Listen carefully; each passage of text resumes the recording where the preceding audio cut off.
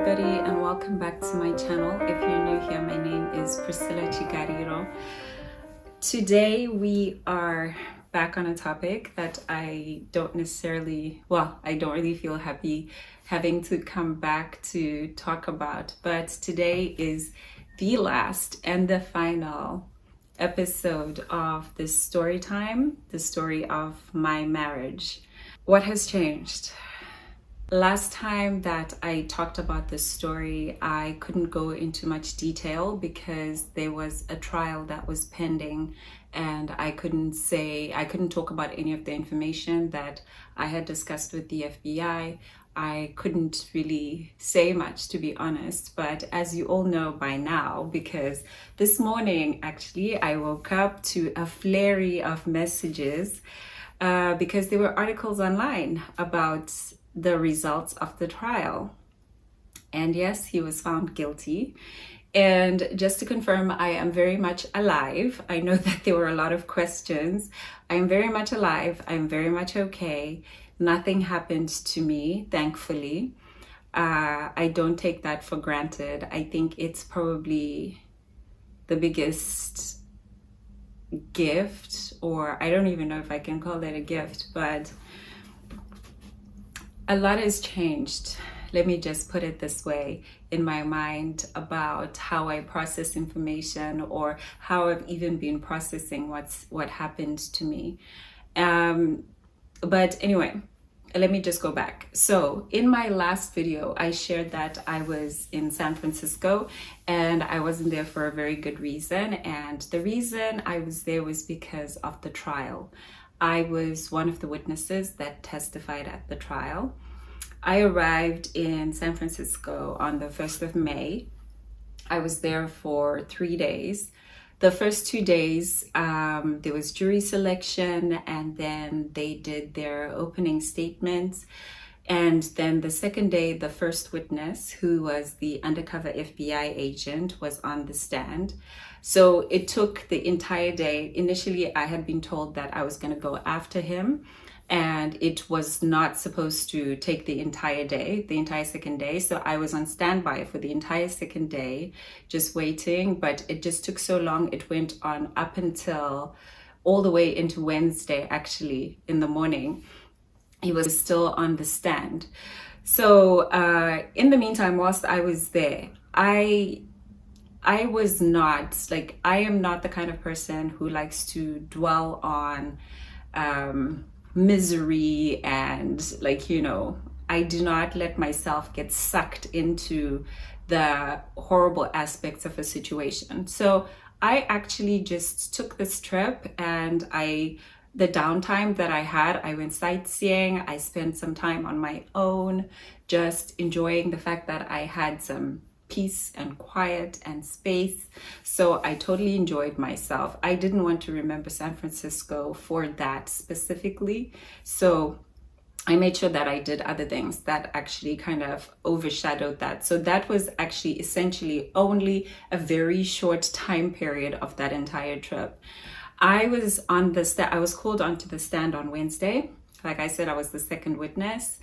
It was nerve-wracking. It is very hard to talk about your life, and especially the negative parts of your life, the worst things that have happened to you, the worst things that a person has done to you in a room full of people. To have to, it still brings a lot of emotions to me when I talk about certain things. And, obviously in this case, I had to talk about the very worst things that he ever did to me, and the very worst things that ever happened in our relationship, because they wanted to show and establish that this was his nature. And he definitely did plan to do this, because historically and from everything in our history, he had been pretty cruel, and he had, in a lot of his actions, he had been very brutal. He had been very callous with my life, with our children's lives, and he had pretty much only done things that had benefited him. There was never a point at which any of his actions reflected any kind of care or thought about my well-being or our children's well-being. It was just always focused on what he wanted. So I went through that. It was tough. There were moments where I actually, like, got teary, because like it was tough talking about it, and it was tough, like, being asked so directly. And what was worse was that he was in the room as well, and he was sitting there. I didn't actually honestly look at him. I couldn't. Like, there was a part of me that couldn't. Keep in mind, I haven't seen him for almost a year. He was taken on July 28th last year. And that was the last day that I saw him. And even on that day, I only saw his back, because I went to his arraignment, because I really could not believe this was happening. So I went to his arraignment because I was curious, and I also couldn't believe it. And yeah, well, there it was. He had apparently tried to do this. So when I saw him in the courtroom, he looked so different. He had lost a lot of weight. He has lost a lot of weight. And he just didn't look like himself. Like, he looked sad. Like, it was just sad. And, I don't derive any joy at all from this entire situation. If anything, if I could change everything, I would. So it didn't make me happy. I felt sorry for him, but then I didn't feel sorry for him in the way that, I felt like, oh, he should get off or anything like that. I am 100% happy that he was found guilty, because I knew that if he was let go, or if he was, if there had been any reasonable doubt whatsoever, and if he had come out, I was not going to survive this another time. And it's not that I was not going to be able to take it mentally, but I know for a fact he would have done something. I wasn't going to last long. So this is the best place for him to be. I don't think that he's only a danger to me. He's the kind of person who is a danger to everybody. He had no problem ruining every single person who worked for us's lives in order just to get to me. He has no problem with bulldozing or destroying anything that is in his path when he has a goal or a mission. So anybody that was associated with me, anybody that worked for me, anybody that was relatively even close, my friends, everybody suffered from this entire situation. I've never seen anybody more destructive in my entire life. I've never seen anyone who is so focused on their desires, on their goals, that they are so willing to destroy everyone and not even care, not even lose sleep at night that they've destroyed 50 people's lives or anything like that, just so that they can achieve a goal that they want. And that's what he did. He destroyed so many people's lives just to get to me. And this, for me, it's a point that makes me feel very guilty. I know that there are a lot of people that suffered because of him, because of his desire to get to me. He used a lot of people and ruined a lot of people's lives. And also inadvertently, people that stocked at the space, for instance, and so on, lost their products. And these are designers that could not afford to obviously create that stock, etc. And, I feel bad because, I feel responsible because I'm the one that brought this man into everybody's lives. But at the end of the day, I also cannot hold myself responsible for another person's actions.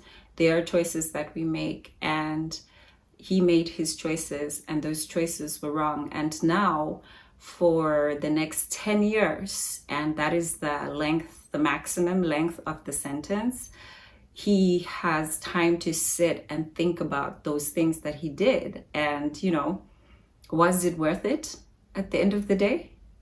I don't think so. I really don't. Because he's going to come out an old man. His children will be fully grown. I am hoping and praying that the fact that our children are fully grown by the time that he comes out, that is going to help to create a buffer between the two of us. I will no longer have to interact with him as far with regards to the children. I won't be able to speak on their behalf because they will be adults. They'll be able to speak for themselves.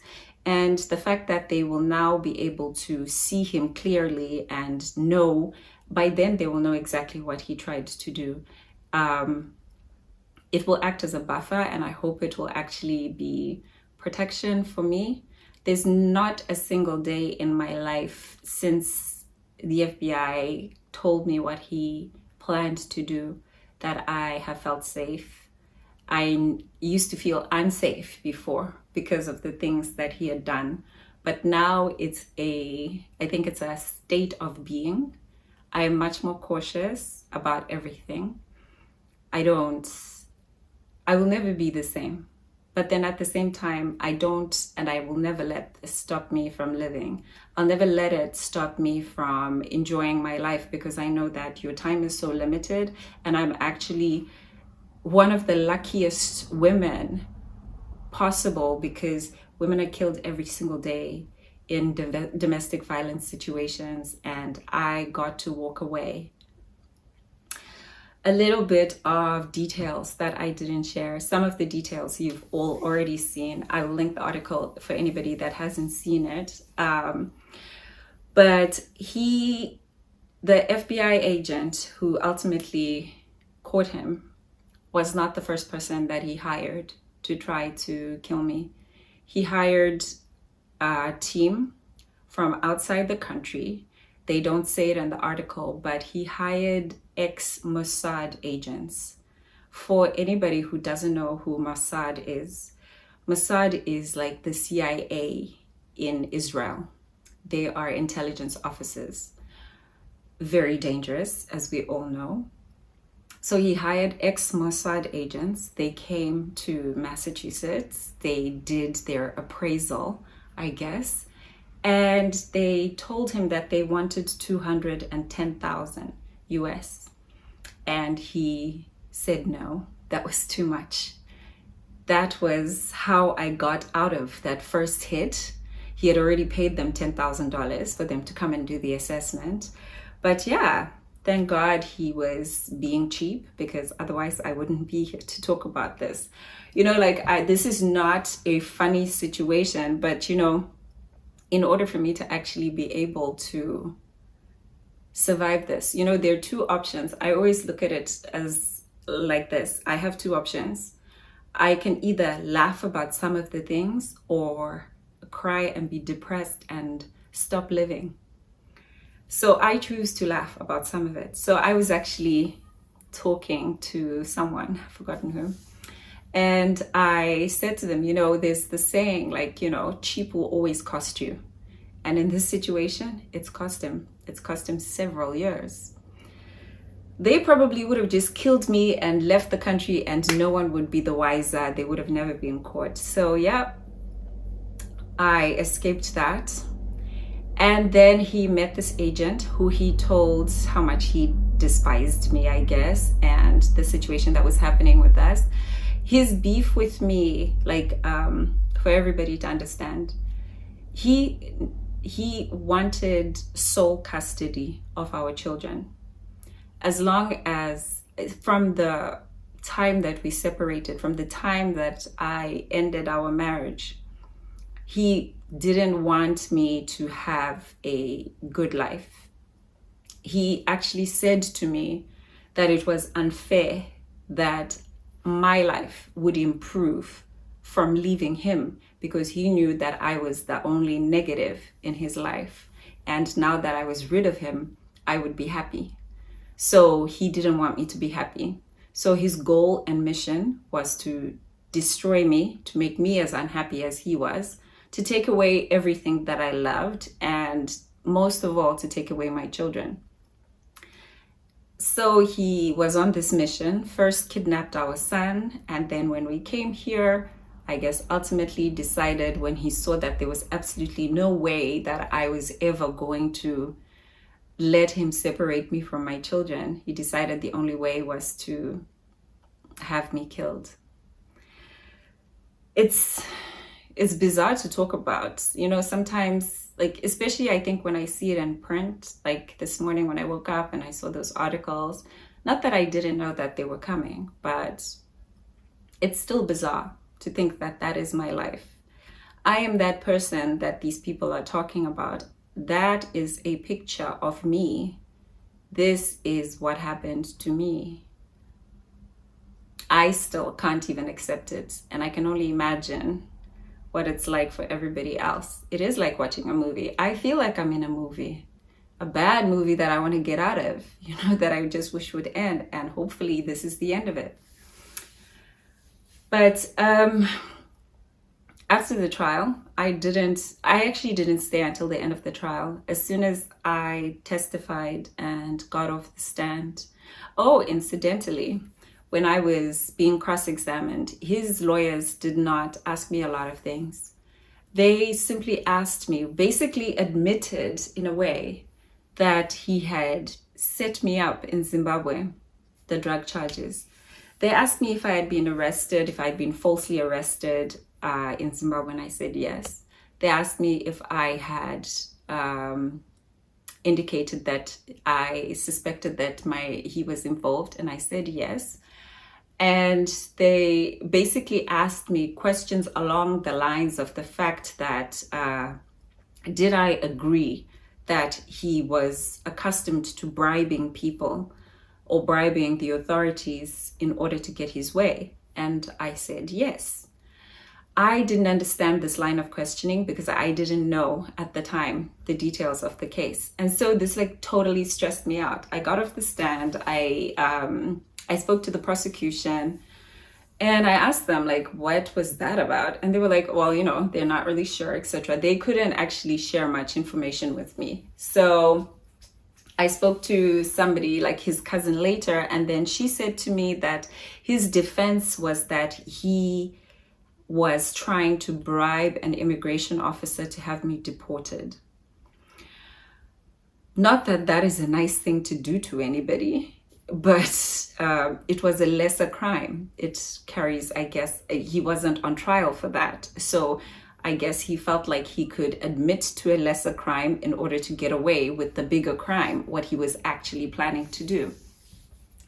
But from the mood and the sense that I got every single time I asked for updates and I asked anybody that was in the courtroom what they felt, they all told me that they didn't believe that the jury believed him, or those that watched his testimony, because can you imagine, he actually went on the stand as a witness for himself. He had nobody else except himself and a private investigator.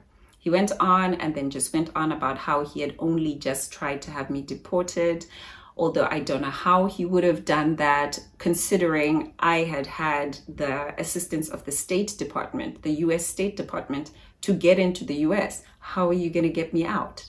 So his whole story didn't add up.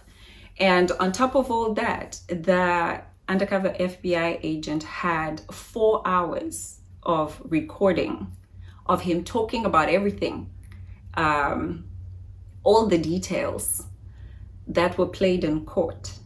And one of the details that his cousin, who is doing a podcast on his whole trial, told me was that he discussed the getting rid of me permanently. He didn't at any point actually say, oh, I would like you to murder her. He just implied getting rid of me permanently. So the agent apparently gave him 12 opportunities to get out of it. So basically to cancel the plan, he gave him 12 opportunities, all of which he kind of just rejected and decided to go ahead with his plans. And at some point, apparently the agent asked him, if he didn't think that this would be harmful to his children, what would he say to them? How would they take this? Would they get over it? Killing their mother, etc., or getting rid of their mother permanently, if their mother permanently disappeared. And he apparently said that they would be fine. He said that the only thing that they would have to make sure, that this agent would have to make sure, is that whatever happened to me didn't happen to me in front of my children. Then they would be fine. He would take care of it. It's mortifying when somebody tells you something like that. When someone cheapens your life to that extent where they can just discuss your demise in such a nonchalant way, as if it's normal to kill people, you know, to just be like, oh yeah, let's get rid of her. The kids will be fine. I'll tell them a story. They'll be okay. My own mother died when I was a teenager. Up until this day, I miss her and I wish she was around. There's a permanent void in my life because of her death. I can only imagine what this would have done to my children. The years that they were separated, the years that I was separated from my son, already had such a negative impact on the kids that this year almost that we've had without him has been the best that they've had, because they were separated when my daughter was 7 months old. They never got a chance to play together or grow together. He missed her formative years, but luckily they're still children and they can adjust. And you know, I saw a friend of mine shared some posts from Facebook that his mother had posted, and I might put one of them into here for you guys to see. But she was so fixated on how ruined these children's lives are, how devastated her son and my children are. Oh, forget about Priscilla, considering I was the one that was supposed to be killed. But my children are actually perfectly fine. My children are happy for the first time in years. They are together. They are thriving. My son worries about his father, which is normal, but I have done everything I can to reassure him that where he is, he's fine. And in all honesty, I would rather he fathered or parented our children through letters from a distance than had any contact with them, because any contact that he would have with them beyond that would be negative. He's the one person that has shown that any influence, any physical influence or contact that he can have with his own children will always be harmful to them, because he doesn't think about them. He only thinks about his own desires. Apparently, one of his desires was that I live in Zimbabwe, according to his mom. That's why he could not possibly have planned to murder me. I don't know how that's possible, because she actually sat and watched the entire trial, listened to all the testimony, listened to all the tapes of all his plans.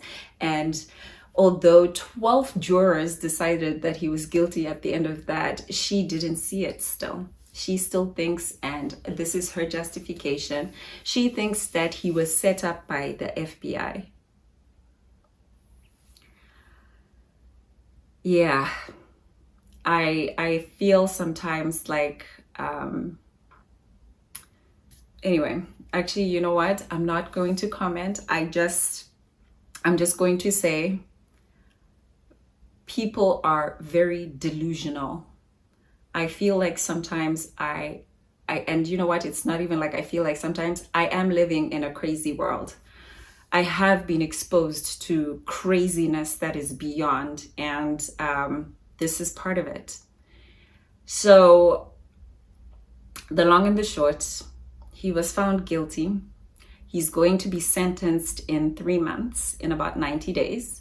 It's already been, we're now mid-April, so it's already been, like, he was found guilty last week on Monday.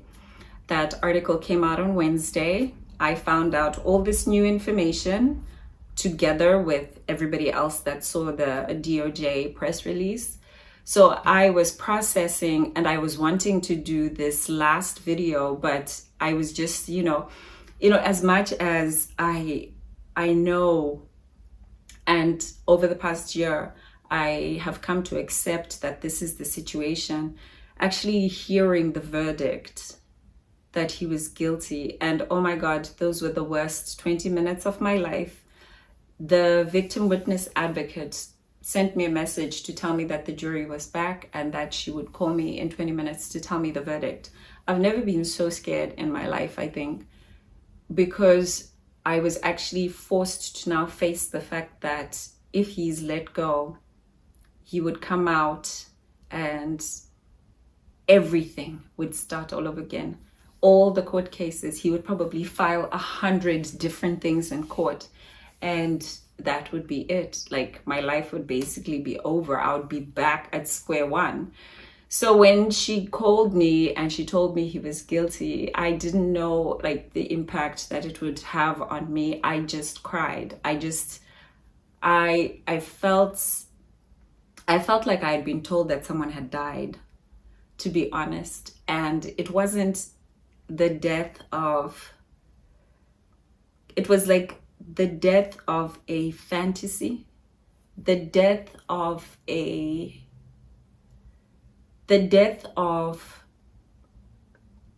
I don't know, it's hard for me to explain. I felt like any hope that I had had at, like, you know, that this would be not such an awful story. Ultimately, all of that hope was gone. And it's not that I had any illusions about what was going to be. Like, you know, it's not that I had any illusions. I was 100% aware, but, you know, there's always that small part of you within you, which still always carries the hope that all of this is a bad dream. That part of me died. And also, I kind of then just accepted the fact that it was just me. It was going to be me for the rest of my children's childhoods. It's just going to be me. I am going to be a single parent, and yeah, it's just going to be me. But I couldn't wish for a better outcome, to be honest.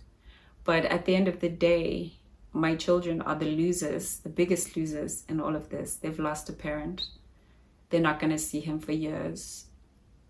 I just pray and hope that I'm able to give them the balance that they need and the balance that they deserve.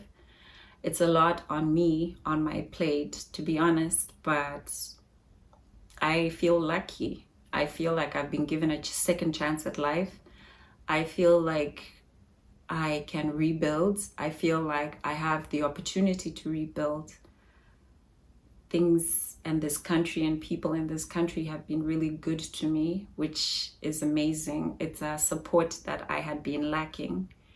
And they've shown me that it's possible to actually rebuild and to come out of this okay. I have an amazing support system. And yeah, it's tragic. It's tragic, but I think we're all safer, all of us. Everybody that is associated with me, and myself included, with this outcome. So in 3 months, we will hear how long he's going to serve. The maximum, as I said, is 10 years. By the time it's the sentencing, he would have already served a year. So I'm hoping it is 9 years, well, 10 years plus time minus time served, which will give us 9 years to look forward to, of hopefully peace and quiet and just a nice ordinary life where we can just focus forward, focus on building and living life, and not feeling afraid. Although, of course, like I said, I'll never feel safe. I do have safety measures in place. That is, if anyone was wondering why I moved, I now live at an address that he doesn't know. It's best for me. His mom doesn't even know this address. No one knows this address. No one's gonna know this address. And I will never show the outside of my house or anything like that. But then I will never stop living just because somebody else wanted me to stop living, or somebody else despised me to the extent where they would have been happy to raise my children and tell them things knowing that they're the one that had killed me. But yeah, I think I have covered everything. This, like I said, is the very last time that I will talk about this or post about this. I doubt anything else. Well, I hope nothing else that is insane or crazy will happen. I am hoping, as I've seen from his mother's posts, that they are very angry and fixated with the FBI, and from now on they can channel their negative energy and their hatred towards trying to destroy the FBI. I'm pretty good with that. Hopefully it's taken the light off me. But yeah, time will tell. But for now, thank you guys so much for watching. And for those that have just heard about this, this is the story of my marriage. A horrible, horrible story, but I'm happy to say I have come out of it and I'm fine. I'm perfectly fine, and I'm so thankful and really, really grateful. Thank you guys, and see you next time in a much better video with lots of good news. Take care.